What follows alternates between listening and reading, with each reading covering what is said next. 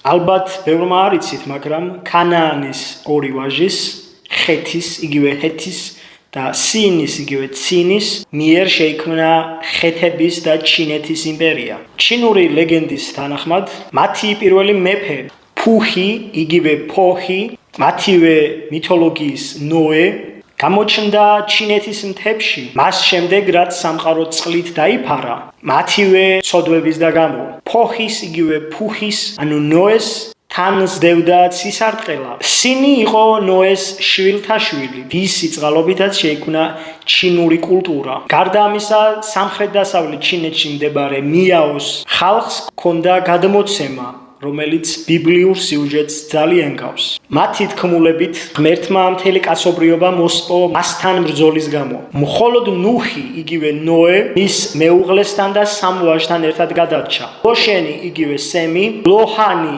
იგივე ქამი და იაჰუ, იგივე იაფეტი. მათ ააგეს დიდი გემი და ამ გემზე აიყვანეს წყვილად ცხოველები. აგრეთვე ჩინეთში გავრცელებული იყო ხბოს შეწირვის რიტუალი, რომელიც მათ ცოდვების გამოსასყიდად სჭირდებოდათ.